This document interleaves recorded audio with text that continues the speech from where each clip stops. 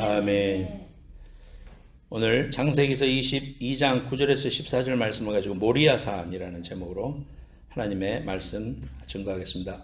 앞뒤로 인사하십시다. 할렐루야. 반갑습니다. 할렐루야.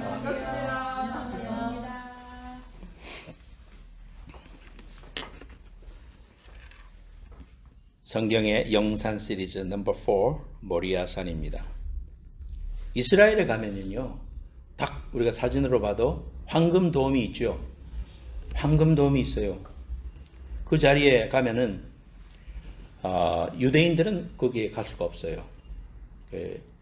모슬렘들이 그걸 지배하고 있기 때문에 그곳에 들어갈 수가 없습니다. 한국 사람은 들어갈 수 있습니다. 한국 사람은 들어가서 보면은 그 안에 큰 바위가 있습니다.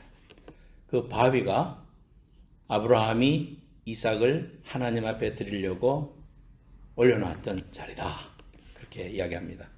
또 그 자리가 솔로몬의 성전이 있던 자리입니다. 그래서 솔로몬의 성전은 로마가 침공했을 때 다 회파되었죠. 그리고 그 자리에 이제 성전이 다시 회복되기를 간절히 바라는 유대인들이, 남자들은 여기 모자를 쓰고 자매들하고 여자들하고 같이 따로 이렇게 벽이 있어서 들어가게 돼 있어요. 그래서 왼쪽에는 남자가 들어가고 오른쪽에는 여자가 들어가서 그 통곡의 벽 앞에서 기도를 합니다. 이렇게 막 주물주물 하면서 막 이렇게 기도해요. 뭘 기도하느냐 하면은, 하나님, 우리가 다시 이 성전에, 이게 벽이 마지막 남은 성전, 다른 건 다 파괴되고 통곡의 벽만 옛날의 모습으로 들어있으니까 그 자리에서 하나님 성전을 회복시켜 주십시오 하면서 간절히 기도한다고 해요. 그래서 이 황금돔은 이스라엘 사람들의 성지입니다. 그곳에서 이스마엘을 바쳤다. 이삭을 바쳤는데 이스마엘을 바쳤다 하고, 이스마엘의 후예들인 이 모슬렘들은 그곳에서 이제 지배를 하고 있습니다.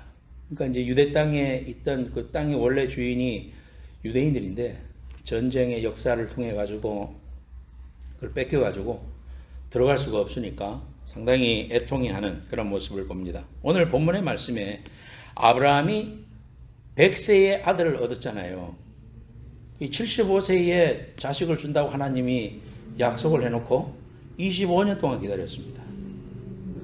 그러니까 하나님의 약속은 하나님이 말씀을 하셔도 바로 주시는 것도 있고 또 시간이 지나서 주시는 것도 있는 거예요. 그렇기 때문에 우리가 기도할 때에 10년을 기도했는데 친구가 하나님 앞에 안 돌아와요, 그렇게 말할 게 없어요. 우리는 계속해서 기도할 때 하나님께서 때가 되면 돌아오게 해주시는 거예요. 그리고 태산과 같고 마음이 하나도 안 열릴 것 같은 그런 완고한 사람도 여러분들이 계속 기도하세요. 하나님께서 사람의 마음을 여는 건 하나님이 하시는 일이기 때문에 우리가 우리의 뜻대로 안 된다고 막 하나님 앞에서 이럴 수가 있나이까, 이럴 수는 없나이다 이러면 안 되는 거예요. 하나님 앞에는 하나님의 주권을 믿고 기도할 때 우리의 기도를 반드시 땅에 떨어뜨리지 않고 들으신다고 약속하셨기 때문에 부르짖으라 내가 응답하리라 그대로 믿는 거예요. 그대로 믿으면 하나님께서 반드시 응답하실 줄로 믿습니다. 여러분 기도의 자세가 그래요.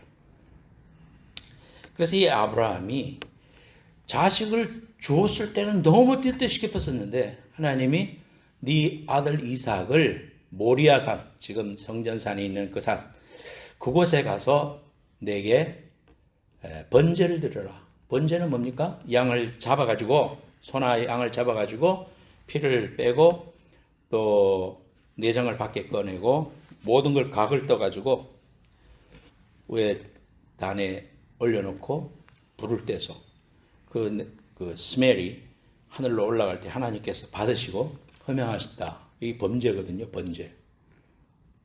그 번제로 드리라 그랬습니다. 우리가 지금 이제 21세기 와가지고 이렇게 생각해 보면 하나님이 양의 제사를 드리고 짐승을 수도 없이 잡았는데, 그 옛날에 그 성경학자들이 그래요. 그 성전산 바로 밑에 기드론 시내가가 있는데 그 골짜기 지금은 물이 안 흘러요. 근데 옛날에 물이 흘렀다는 거예요. 그리고 성경을 읽으면서 봐도 소를 뭐 몇천 마리 죽이고 막 그렇게 해서 계속 번제단에서 드리고, 바다같이 큰 통이니까 바다라 그랬거든요. 그러니까 이제 이 바다 같은 그곳에서 몸을 씻고 또 물두멍에서 또 재물을 씻고 하여튼 그러면서 수 없는 피가 흘렀을 거 아니에요. 그 물이 피가 돼가지고 기드론 시내로 흘렀다.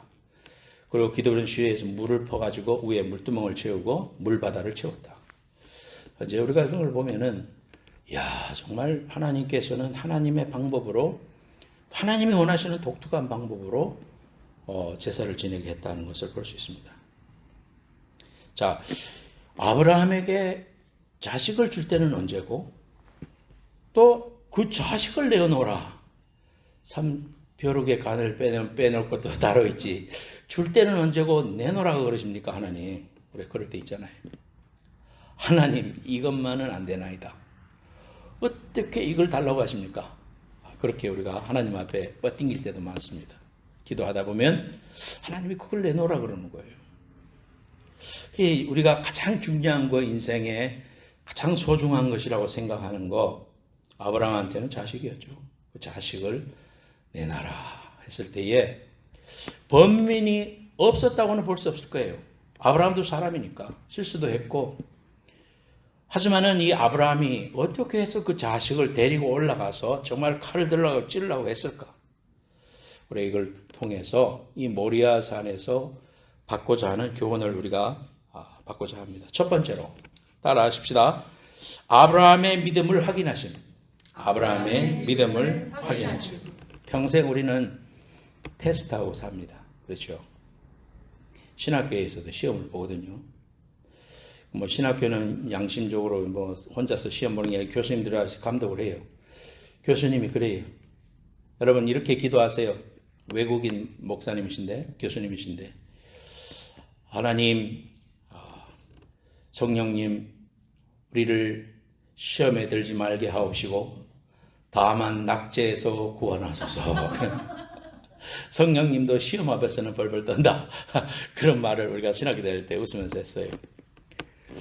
평생 시험 봤어요. 그죠? 그 많은 시험들 보면서 지금까지도 시험 보고 미국 와서도 DMB 테스트까지 하고 그렇게 살아갑니다. 온갖 시험이 우리를 해요. 그러니까 그게 아마 트라우마가 되는가 보죠. 저도 한 번씩 꿈을 꾸면요. 맨날 예비고사, 학력고사 보는데 시험 문제 아직까지 다 못 풀었어. 그런데 시험 시간이 다 됐다는 거예요. 이거 막 찍지도 못했는데 이거 그래가지고 막 그냥 소위 똥줄이 타는 그런 꿈을 여러 번 꿨어요. 시험에 여기 생채기들이 다 있어야잖아요, 여러분들이나. 하나님이 왜 아브라함의 믿음을 시험하셨을까?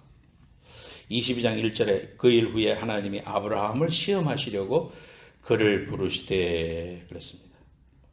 왜 테스트하는가? 1절에 아브라함을 시험하시려고 그를 부르셨다. 믿음의 조상 아브라함에게 네 자식을 잡아가지고 뭐 사람을 인신을 잡아가지고 하나님 제사하는 그런 사교처럼 사람을 잡으라고 하는가? 아브라함이 생각하면 그렇지 않겠어요? 또 우리가 지금 생각해봐도 하나님은 전지전능하시다며. 그러면서 아브라함이 하나님을 사랑하는지 안 사랑하는지 가슴을 꿰뚫어 보고 계시는 하나님이 그거를 모르셔갖고 이렇게 시험을 하셨을까? 그런 생각을 우리가 할 수가 있죠. 왜 믿음을 테스트하려고 하시는가? 하나님은 세디스트인가?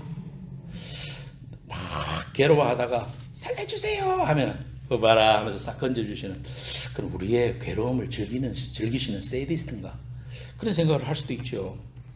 인생 살다가 어려움을 겪으면, 여러분 다니엘 21일 기도에 이런 이제 간증하시는 분들 보면 우리의 아픔은 아무것도 아니야. 그 사람들은 너무 어려운 고통을 겪어서 정말 그 듣는 것만 자체만 해도 우리에게 은혜가 되죠.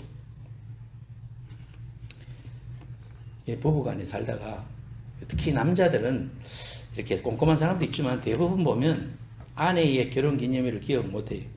정재희 선교사님, 아내의 결혼기념일 매달 며칠이요? 5월 16일. 이런 사람은 아주 예외적인 거예요. 노영재님 결혼기념일 알아요? 언제입니까? 아무렇게나 말하는 거 아니죠? 매달 며칠이요? 화장실에 일부러 하는 말이겠지. 네. 자, 그러면은 미지자매 같은 경우는 이 양반이 나의 결혼기념일을 기억하나 마타나 하면서 가만히 두고 보는 거야. 도대체 이 인간은 결혼기념일을 축하해줄 마음이 있는가 없는가 두고 보자. 그랬다가 그날이 다가도록 아무 소리 안 하면 그거를 줄 알아서 하면서 이제 공격하는 그런 스타일의 사람들도 있죠. 그런데 남자들은 대부분 보면 좀 이렇게 날짜를 잘 기억을 못해요. 그렇죠? 잘 기억을 못하고 또 이렇게 나이가 들수록 조금 멍청해져서 그런 거는 잘 몰라. 그럴 때 어떻게 해야 되는가? 지혜입니다. 그럴 때는 달력에다가 동그라미를 하는 거예요. 크게 동그라미 해가지고 결혼기념일이라고 써붙여. 그래서 동그라미를 빨간색으로 여러 번 해가지고 결혼기념일인 걸 알고 또 알려줘. 아유, 달력에 이게 빨간 게 있네. 이게 무슨 날일까요? 알려줘. 그러면 남자들은요 100% 그날 무슨 특별한 걸 해요. 말이라도 해요. 그래서 그거를 안 하고 이렇게 어떻게 하는지 지켜보자 하면서 불러서 거스름을 내고 막 거기에 생채기를 내고 막 싸움을 하고 이거는 미숙한 거죠. 미숙한 거죠. 그러니까 그렇게 안 했으면 좋겠어요. 하나님도 우리 인생들한테 아브라함이 요거 믿음을 지키나 안 지키나 두고 보자요. 진짜로 이것이 거짓말하는 건가 아니면 진짜로 나를 사랑하는 건가 한번 두고 보자. 이게 아니다 이거예요. 여기 오늘 본문의 말씀은 하나님이 아브라함한테 하면서 말씀하시는 것은 신명기 8장 2절에 잘 들어봐요. 내 하나님 여호와께서 이 40년 동안에 네게 광야길을 걷게 하신 것을 기억하라. 이는 너를 낮추시며 너를 시험하사 내 마음이 어떤지 그 명령을 지키는지 지키지 않는지 알게 하려 하심이라 됐어요. 시편 26편 2절에도 여호와여 나를 살피시고 시험하사 내 뜻과 내 양심을 단련하소서 그랬습니다. 독수리가 아기 독수리를 땅에 떨이면서 날게 하려고 훈련하는 거지 죽이려고 그걸 인조하려고 하는 건 아니잖아요. 부모의 마음된 아기 독수리가 어미 독수리가 자식을 날개에서 독립하게 하려는 그 본능 때문에 그 훈련을 하는 것처럼 우리 하나님께서 우리에게 감당할 시험을 허락하시지 않고 영어로 보면은 테스트가 있고 temptation 두 개로 나눌 수가 있겠죠. temptation은 마귀가 하는 일이에요. 선아가 다 먹을래? 좋단다. 먹어봐. 눈이 밝아질걸. 그렇게 해서 멸망시키려고 하는 건 temptation이고 테스트라는 것은 하나님이 그 테스트를 통해 가지고 연단을 통해 가지고 다른 말로 훈련이죠. 연단을 통해 가지고 하나님을 의지하고 정말 믿음의 거장이 돼서 이 땅에서 하나님의 백성으로서 잘 살 수 있도록 하나님이 하시는 하나님의 사랑의 모습이 테스트다 이겁니다. 그래서 우리가 이 말씀을 보면서 고린도전서 10장 말씀에 보면은요. 10장 13절에 사람이 감당할 시험 밖에는 너에게 당한 것이 없다. 그러니까 시험이 왔을 때 하나님이 우리에게 주실 때 감당하지 못할 건 없다. 오직 하나님은 미쁘사 He is faithful. 미쁘사 너희가 감당하지 못할 시험을 허락하지 않는다. 우리를 너무 잘 아니까 우리 한계를 아니까 감당할 만하니까 준다 이 말이에요. 감당하지 못할 것 같으면 피할 길을 내사 너희로 능히 감당하게 하시느니라 그랬습니다. 제가 고등학교 때 읽었던 신앙서적 중에 영에 속한 사람 1, 2, 3권이 있어요. 워치만이라는 사람이 있는데요. 중국 사람이에요. 이 중국 사람은 예수를 어릴 때 믿고 정말 믿음의 거장입니다. 고등학교 때 읽었는 책이라도 굉장히 영적인 이야기들이 있고요. 정상적인 그리스도인의 생활이라는 책으로 번역되어 있기도 하고요. 중국말로 된 영어로 된 걸 번역했는데 좌행참. 그래서 제가 졸업하면서 우리 고등학교 3학년들이 우리 후배들한테 뭘 해줄까? 교회 문고를 만들자 해가지고요. 대구 가가지고 다 책 사와가지고 그 중에 이 영에 속한 사람 1, 2, 3권 이런 책을 다 사가지고 후배들을 읽히려고 했어요. 이 워치만이라는 사람은 중국이 낳은 그런 그리스도인의 아주 거정인데요. 복음을 전하고 또 정말 믿음으로 잘 살았어요. 근데 마지막 20년은 감옥에서 살았어요. 한 번도 풀려나지 못했어요. 감옥에서 죽었어요. 아내만 오로지 면회할 수 있었는데 자기가 죽기 1년 전에 아내가 먼저 죽고요. 그래서 이 사람도 그냥 죽었는데 가족이 데리러 오기 전에 화장을 해버렸어요. 아무런 유품도 없고 중국 공산화 되고 나서 철저하게 응징당하신 분이죠. 그분이 죽기 전에 그래도 자기의 베개 머리 밑에다가 조그마하게 쪽지를 썼는데 그 쪽지를 간수가 발견을 하고는 그 딸한테 줬답니다. 할아버지가 남기신 글이야 하면서 이렇게 썼다고 그래요. 하나님의 아들 그리스도는 죄인들을 속량하기 위해 죽으시고 3일 만에 부활하셨다. 이것은 우주 가운데 가장 큰 진리이다. 나는 그리스도를 믿음으로 죽노라 그랬습니다. 그분이 그의 삶을 통해서 이야기하면서 하나님 앞에 자기가 꿈에 그 배를 타고 가는데 앞에 큰 암초가 있더래요. 그래서 하나님한테 하나님 저 암초 좀 깨주세요. 저 암초 부딪히면 죽습니다. 깨주세요. 그랬는데 하나님께서는 암초를 깨줄까 물이 불게 해줄까. 그래서 물이 불으니까 그 암초는 저 밑으로 바닷속으로 들어가고 물이 불으니까 유유히 아무 문제가 안 되고 그 암초를 지나갈 수 있었다. 이런 이제 이야기를 했습니다. 우리 인생 보면 문제만 보고 하나님 문제 지워주세요. 왜 이렇게 어렵습니까? 하나님 이 어려움을 해결해 주세요. 그것만 보고 기도하는데 하나님의 은혜가 중요하다. 하나님의 은혜는 물이 불어나는 성령의 귀한 은혜요 충만한 복을 우리가 경험하는 겁니다. 상황은 변화가 안 됐는데 똑같이 똑같은 시어머니고 똑같은 남편이고 똑같이 어려운 경제고 그런데 내가 바뀌는 거야. 은혜를 받으니까 은혜로 보이게 되고 하나님의 손이 보이고 하나님이 우리 인생을 그려가시는 멜로디가 보이니까 새 노래로 여호와께 찬송하라. 내 인생을 그저 이렇게 잘라서 보니까 어렵고 힘든데 우리의 멜로디를 그려가시는 우리 인생의 주인 되시는 하나님의 손길이 보이니까 우리가 그것을 이길 수가 있더라 이거죠. 아브라함이 하나님을 더 의지해서 믿음의 조상이 되게 하고 또 아브라함을 통해서 성경의 위대한 예수 그리스도의 그 후손이 이삭을 통하여 올 것이라는 비전을 주시고 성경의 구약을 읽어도요. 구약을 구속사적인 사건 예수 그리스도를 통하여 보는 사건으로 해석을 하면 얼마나 은혜가 되는지 몰라요. 아담과 하와가 범죄하고 났을 때에 그들에게 가죽옷을 지어 입혔다고 했잖아요. 그 가죽옷이라는 것은 양의 가죽옷을 지어 입히는 거예요. 양은 뭡니까? 예수 그리스도를 상징하는 거거든요. 그러니까 벌써 에덴으로부터 예수 그리스도의 오심을 통하여 이스라엘 백성들 즉 온 인류를 구원하시고자 하시는 하나님의 귀한 구속의 사건을 보여주시는 거예요. 아브라함도 나무를 지우고 모리아 산으로 올라가잖아요. 그곳에서 칼을 들러 찔러 쪼개서 피를 흘리는 피의 역사.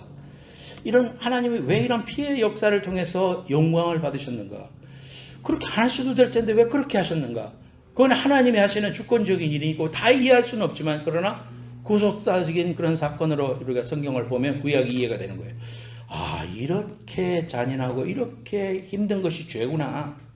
죄라는 것은 이 인간이 벗어날 수 없는 엄청난 문제구나. 사망이구나. 죄의 삭은 사망이구나.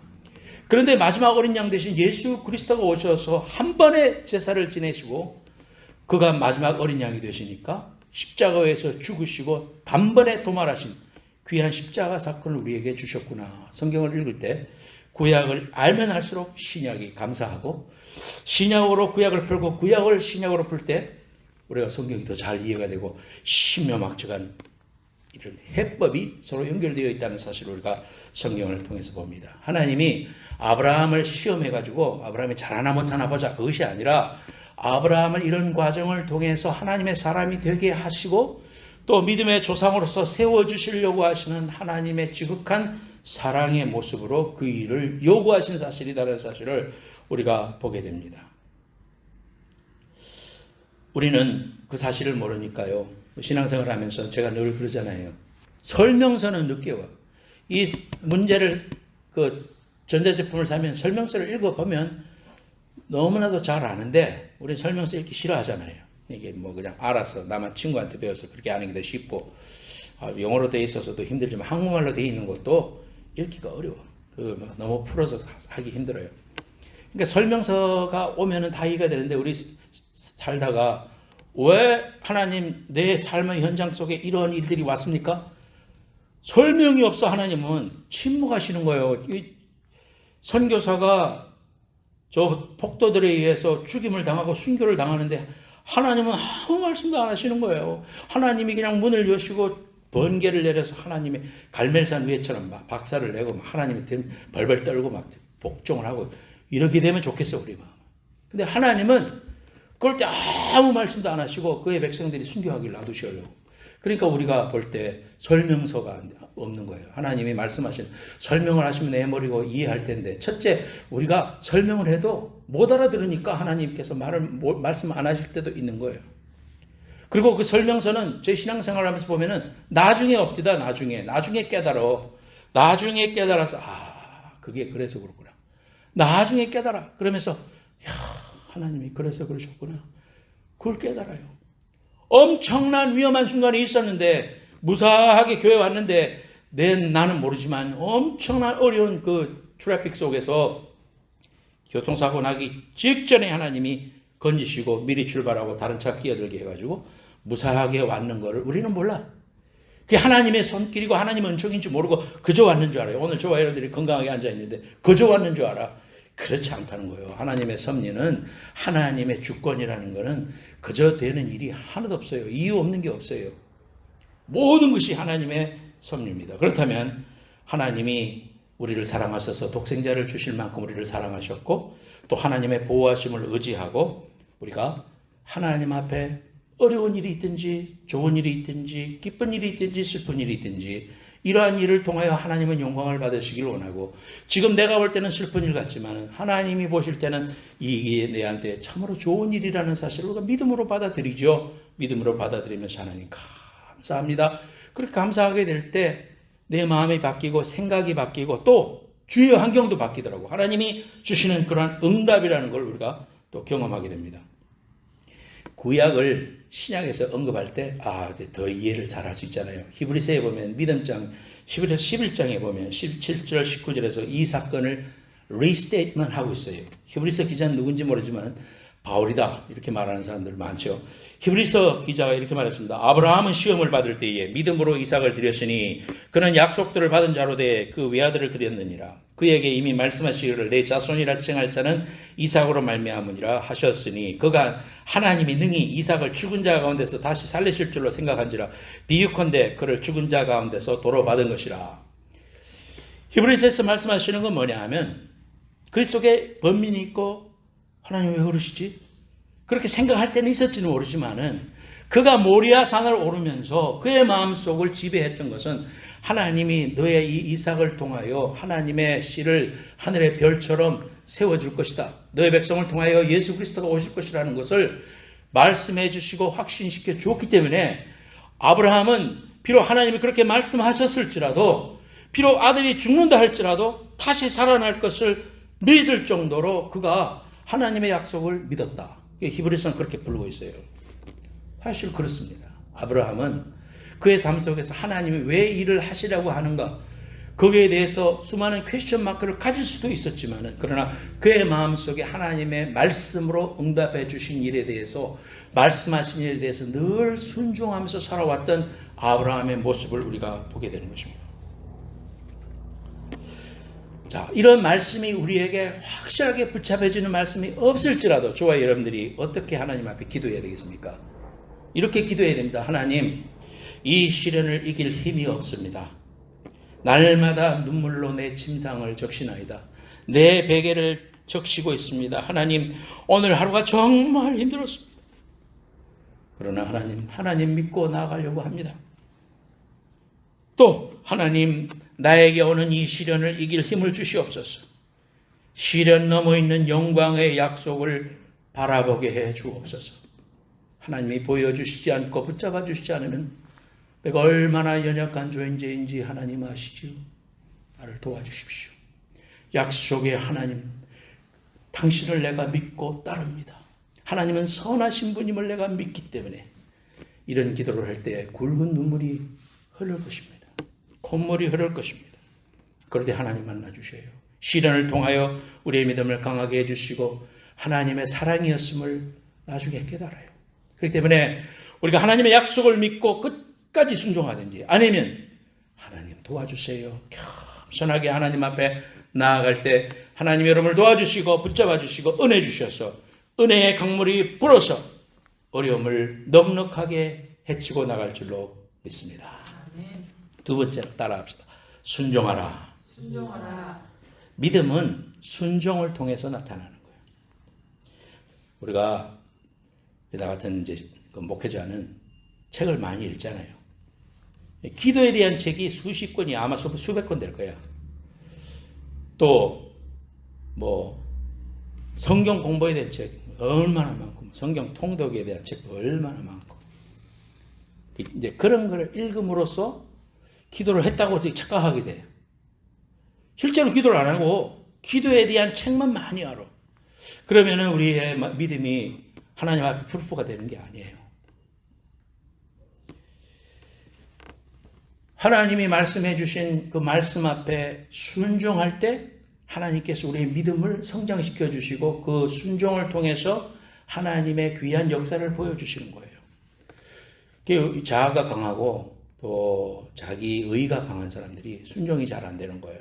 하나님 앞에 그걸 포기가 안 돼요. 그럴 때 하나님이 하시는 방법은 기다려주든지 또 하나는 연단하시는 거예요. 다리를 부러뜨려 버린다든지 또는 뭐 여러 가지 어려움을 통해서 하나님을 완전히 매달리게 해요. 그리고 하고 항복할 때 하나님이 들어 쓰시는 거예요. 자, 우리가 이러한 것들을 보면서 아브라함의 일생은 말씀에 순종하는 삶이었죠. 창세기 12장에 갈대아 우르를 떠나 내가 네게 지시할 땅으로 가라. 어디로 가란 말도 안 했어요. 우리는 그래도 미국 올 때 산호세로 가야 된다는 목적이라도 있었는데 하나님이 미국으로 가라. 무조건 그렇게만 말했다면, 아니 미국으로도 말고 내가 너한테 지시할 땅으로 가라. 그랬으면 굉장히 두렵고 떨렸을 거예요. 아는 사람이 있나, 누가 마중 나올 사람도 없고 그곳에서 외국에서 살아간다는 것 자체가 너무 막막한 일이니까 힘들잖아요. 여호와께서 아브라함에게 이르시되 너희 고향과 친척과 아버지 집을 떠나서 내가 네게 지시할 땅으로 가라. 내가 너로 큰 민족을 이루고 네게 복을 주어 네 이름을 창대케 하리니 너는 복이 될지라. 너를 축복하는 자에게는 복을 내리고 너를 저주하는 자에게는 내가 저주를 내리니 땅의 모든 족속이 너로 말미암아 복을 받을 것이라. 이에 아브라함이 여호와의 말씀을 따라갔고 롯도 그와 함께 갔으며 아브라함이 하란을 떠날 때 75세였더라. 하나님에 대한 사랑과 믿음은 순종으로 실천되는 겁니다. 히브리서 11장 8절에도 믿음으로 아브라함은 부르심을 받았을 때 순종하여 장래의 유업으로 받을 땅에 나아갈새 갈 바를 알지 못하고 나아갔으며 그랬습니다. 아브라함은 순종의 사람이었다. 믿음의 조상 아브라함은, 우리가 이 찬송도 불렀는데 아브라함은 순종의 사람이었습니다. 순종 잘하는 사람이었습니다. 하나님이 순종 잘하는 사람을 이뻐하세요. 얼마나 이뻐하시는지 몰라요. 순종 잘하는 사람을 기뻐하셔요. 특히 말씀 앞에 순종하려면 때로는 자기를 깎는 아픔이 있어요. 원수를 사랑하라 그러거든. 또 네 가지고 있는 걸 나눠주라 그러거든. 또 말도 걸기 싫은데 사랑을 베풀어라 그러거든. 주일날 골프 치러 가고 싶은데, 놀러 가고 싶은데 주일날 1시 반에 교회 가라 그러거든. 이 이제 우리의 삶에 이러한 그 어려움들이 올 때 순종하기보다는 불순종하기가 더 쉽단 말이에요. 죄성을 갖고 있어서. 근데 아브라함의 순종의 특징은 첫째로 즉시 순종하는 사람이었어요. 말씀해 보면 아침에 일찍 일어나, 2절에 그래 말했습니다. 아침에 일찍 일어나 모리아산을 향하여 떠났다. 시편 119편 60절에 주의 계명을 지키게 신속히 하고 지체치 아니하였다. 지체하면 지체한 만큼 손해가 온다. 이 말이에요. 우리가 하나님께 약속한 것이 있으면 즉시 지켜야 됩니다. 그래서 제가 이렇게 여행을 하면서 보면은요, 물건이 마음에 들어. 요거 가위 꼭 사고 싶다, 이거. 독일에서 꼭 사야 되는 물건인데, 아니, 딴 데서도 있겠지, 뭐. 지금 요거보다 싼 데가 있겠지. 지나가잖아요? 없어. 못 사와. 그냥 마음에 들어서 사야 되더라고. 우리가 하나님과의 관계에도 즉시 순종하는 게 필요해요. 은혜를 받고, 마음의 감동을 받고, 내가 그 일을 해야 되겠다. 내가 자원하는 마음으로 일을 해야 되겠다 하면 바로 해야 돼. 시간이 지나면 그 은혜를 까먹어. 그리고 그렇게 할 수 있는 환경도 안 돼. 마음에 먹었을 때 그 순간에 순종해야 됩니다. 즉시 순종하는 이런 훈련이 잘 돼 있었어요. 그래서 아브라함아 1절에 불렀을 때 아브라함이 예, 내가 여기 있나이다. 응답을 받았어요. 그러니까 항상 하나님과 이런 대화하는 사람이었다, 아브라함은. 그래서 즉시 순종할 수 있었다 이거예요. 여러분, 여러분의 마음속에 이 설교를 통해서 또는 큐티를 하고 성경을 통독할 때 마음속에 탁 부딪히면 생각해보고 묵상해보고 순종하지. 그럴 때 하나님이 그 순종을 통해서 놀라운 일을 또 행하셔요. 그 일을 통해서 또 다른 일을 행하시는 거예요. 그래서 하나님의 일을 하시는 거예요. 근데 그걸 무시하잖아요. 성령님이 내 마음속에 자꾸 한쪽에서 감동해서 하라고 그러는데 그걸 무시하잖아. 그 감동 안 하셔요. 그 다음부터는. 그런 감동의 횟수가 줄어들어. 영적으로 자꾸 그렇게 돼요. 그러니까 하나님이 뭐라고 말씀하실 때 그 말씀에 즉각 순종하는 훈련을 할 때 아브라함과 같은 그러한 믿음의 귀한 축복과 은혜를 받을 수 있다. 두 번째로 아브라함의 순종의 특징은 온전한 순종입니다. 눈치 보는 순종이 아니고 하라고 했으니까 그저 순종, 말씀 그대로 순종하는 그런 사람이었다. 칼을 들어 빼려고 해.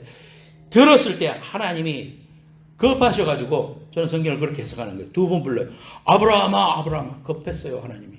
아브라함아, 아브라함. 내리칠까봐. 멈춰라. 네가 나를 얼마나 사랑하는지 내가 알겠다. 컨펌을 시켜줘요. 온전한 순종을 했습니다. 다니엘이 사자굴에서 던져질 때까지 하나님은 다 침묵했어요. 우리 인생 살다가 하나님 침묵하는 것 같을 때가 너무나 많잖아요.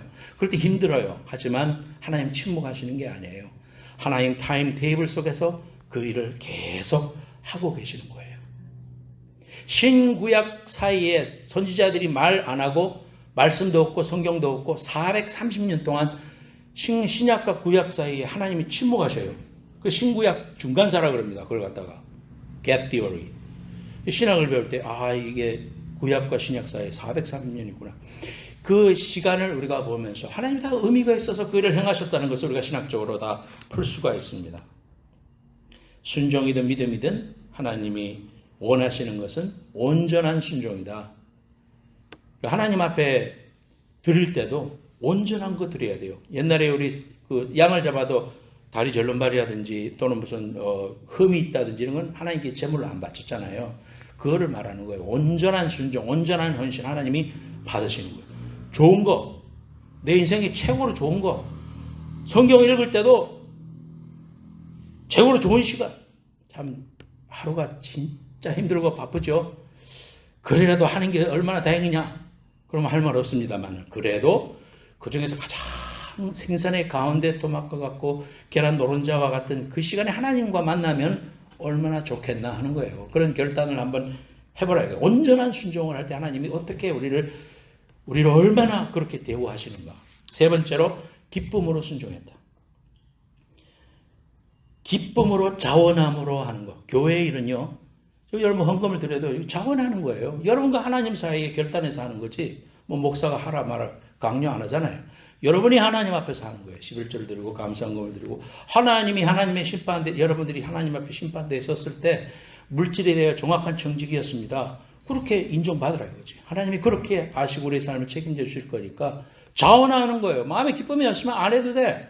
마음에 기쁨이 있고 예수 그리스도의 복음에 감사가 있을 때 내 삶을 띄어서 내 목숨도 드리고 재능도 드리고 생명도 드리는 거예요. 이런 유머가 있어요. 아들이 아버지한테 물었어요. 아빠 머리는 왜 흰머리가 나요? 아버지가 대답을 해요. 네가 말을 안 들어서 그래. 한 번 말 안 들으면 새치가 하나씩 생긴다 그랬어요. 그러니까 아들이 아빠 머리를 자세히 바라보더니 그럼 아빠는 엄청 말 안 들었겠네요. 왜? 할아버지는 온통 흰머리인데요. 그랬습니다. 아마 하나님도 머리가 있다면 온통 백발이실 거야. 우리가 하도 말을 안 들어가고. 여러분 순종하면서 삽니까? 순종하는 것이 기쁨이 됩니까? 순종이 중요하다는 것을 누구보다도 잘 아는데 왜 우리는 순종 못하느냐? 에베소서 2장 1절 말씀해 보면 허물과 죄로 너희는 죽었다 그랬습니다. 우리의 습성이 내 자신에게 결단하고 이래 해봐야 되겠다 하는 것은 우리가 방학 시작할 때 방학 계획표를 세우고 하루도 못 지키는 것을 내 자신이 너무나 많이 경험했어요. 몇 시에 일어나서 몇 시까지 뭘 하고 그 다음에 뭐를 하고 운동도 하고 어쩌고 저쩌고 엄마 말씀도 듣고 뭐 하나도 안 지켜. 우리 이 죄성이라는 게요. 마음을 먹고 굳게 다짐을 하고 선서를 하고 막 하나님 앞에 머리를 좀 그런다고 되는 게 아닙니다. 우리의 이 육성이라는 것은 하나님이 기뻐하지 않는 일에는 전문이고 하나님이 기뻐하시는 일에는 별로 우리의 마음의 중심과 에너지를 안 쓰려고 하는 죄성이 있어요. 왜? 에베소서 1장 2장 1절에 허물과 죄로 죽었다 그랬어요. 예수 그리스도의 은혜로 구원받아 하나님의 자녀가 되고 나서도 우리의 육신은 늘 살아있어서 똑같이 하나님께 불순종하려는 마음이 있어요. 그런데 달라진 게 뭐냐? 하나님께 순종하려고 하는 마음도 있어요. 두 가지가 싸우게 되는 거죠. 3절에는 보면 우리도 그 가운데서 우리 육체의 욕심을 따라 지내며 육체의 마음에 원하는 것을 하여 다른 이들과 같이 본래 진노의 자녀였더니 그랬습니다. 순종의 걸음을 우리 스스로 이를 깨문다고 해서 되는 건 아니더라. 그럼 어떻게 해야 되느냐? 빌립보서 2장 13절에 이런 말씀이 있어요. 너희 안에서 행하시는 이는 하나님이시니 자기의 기쁘신 뜻을 위하여 너희에게 소원을 두고 행하게 하십니다. 이걸 잘 이해할 수 있도록 세 번역으로 써보면 하나님은 여러분 안에서 활동하셔서 여러분으로 하여금 하나님을 기쁘게 해드릴 것을 염원하게 하시고 실천하게 하시는 분이십니다. 누가 실천하게 하신다? 하나님이. 내가 아니라 하나님이다.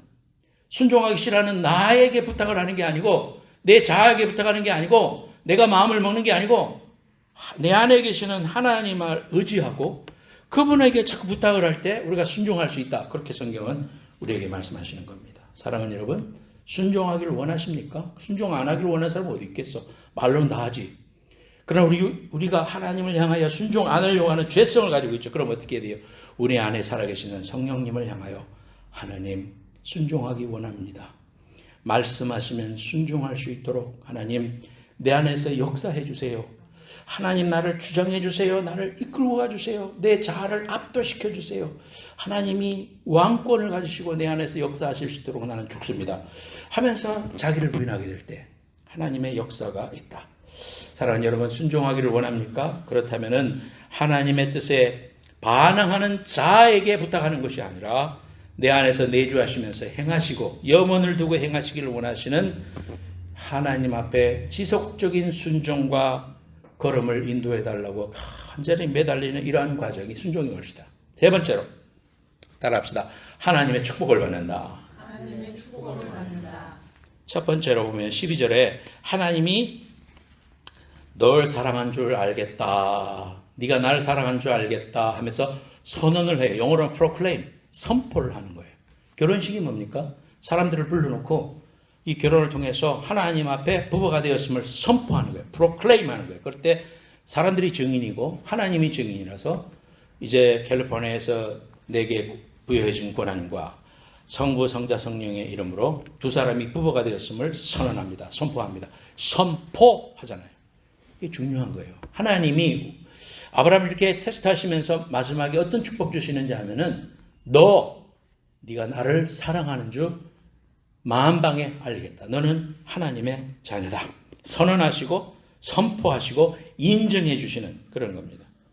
12절에 사자가 이르시되 그 아이에게 내 손을 대지 말라. 그에게 아무 일도 하지 말라. 네가 네 아들 내 독자까지도 내게 아끼지 아니했으니 내가 이제야 네가 하나님을 경외하는 줄을 아노라.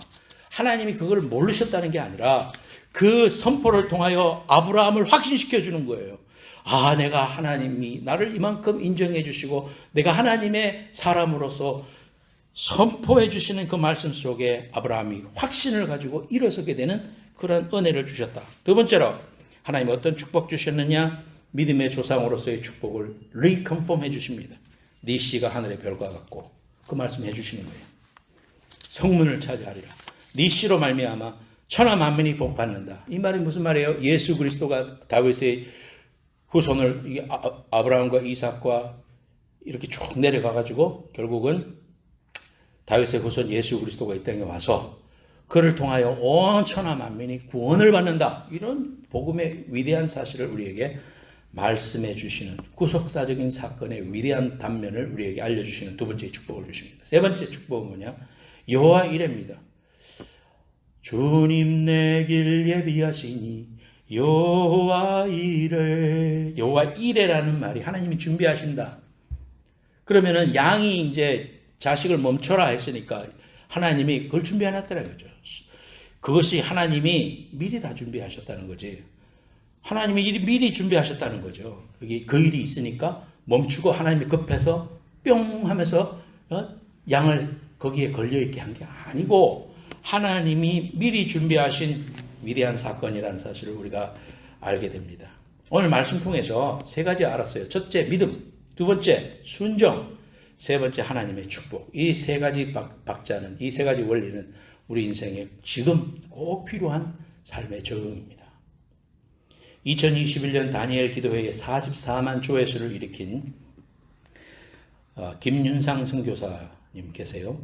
그분은 한동대를 졸업하고 아버지가 과테말라 선교사라서 멕시코 선교사역을 한다고 가 있다가 하나님이 부르셔서 처음에는 비즈니스를 통해서 하나님께 영광 돌리려고 그랬어요. 근데 하나님이 멕시코라고 가라 해가지고 멕시코 가서 그곳에서 사역을 하다가 정면으로 이렇게 중앙성을 침범한 차한테 정면 충돌해가지고 거의 죽게 됐습니다. 촌이니까요. 엑스레이 기계가 없어. 피가 나는데 멈출 방법이 없어요. 후송하기도 힘들어요. 그런 상황 속에서 내시경도 없고 의식불명이 되고 뇌사 상태가 됐습니다. 희망이 없다. 거기 사람들이 이야기하는데요.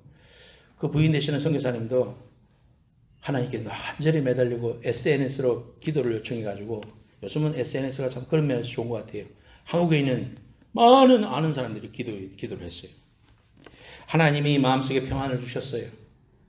여러 가지 이제 간증 내용 중에 아버지가 선교사님인데 이제 24일 만에 남편의 의식이 돌아옵니다. 깨어나가지고 하는 말이 예수 보혈 구원, 예수 보혈 구원 이 말만 하는 거예요. 그래서 그게 이제 혼수 상태에서 깨어나서 좋다고 했는데 그 이후로 뭐 혈액 얼마나 공급받고요. 진짜 어려움을 많이 겪었는데 이제 죽게 됐어요. 그래서 아버지가 와서 이제 나는 네 아버지가 아니야. 하늘에 계신 하나님 아버지가 네 아버지야. 그런 말씀을 하신 거예요. 얼마나 훌륭하신 선교사님. 막 힘을 내라 이런 말보다도 그런 말을 해준 거예요. 엄마는 뭐라는 줄 알아요? 구원의 확신 있지. 지금 죽으면 천국 갈 수 있지. 그 말을 했대요. 자기 애한테 굿바이 하고 또 아내한테도 굿바이 하고 이제 죽는다 했는데 하나님이 정말 기적으로 살려내셔가지고 그래 와서 건강한 모습으로 간증을 그렇게 하시더라고요. 보혈 구원, 예수 보혈 구원. 그래서 이런 일들을 통해 가지고 하나님께 큰 영광을 돌렸습니다. 도리어 어떤 분이 그러더래요. 너는 두 다리로 서서 할 때보다도 자리에 누워서 하나님께 큰 영광을 더 큰 일을 한다. 그랬대요. 우리가 현실을 살면서 제한과 어려움과 고통 속에 있을지 몰라도요. 너는 나보다 더 큰 일을 하리라. 하나님 말씀하셨잖아요. 믿음으로 나아가고 순종하고 그럴 때 하나님께서 아브라함을 통하여 흘러나오는 영적인 장자의 축복을 우리에게 허락해 주시는 거예요. 하나님만 의지하고 여러분 이 모리아 산으로 올라갑시다. 이 모리아 산에서 우리에게 요구하시는 순종 하나님 앞에 드리십시오. 우리의 삶을 드리십시오. 주님 나라 갈 날이 우리에게 얼마나인지 몰라요. 제가 늘 선포하잖아. 여러분 이것이 우리에게 있어서 많이 남은 시간이 아닐 수 있다고. 하나님이 받으시는 이 귀한 시간 속에 시간을 어물럭거리고 낭비할 시간이 없던 거예요. 우리에게 주어진 시간은 얼마나 짧은지 몰라요. 그래서 우리가 이러한 귀한 은혜를 붙잡고 하나님 앞에 순종함으로 아브라함의 귀한 복을 받는 저와 여러분들 되시길 예수님으로 축원합니다. 기도하겠습니다. 하나님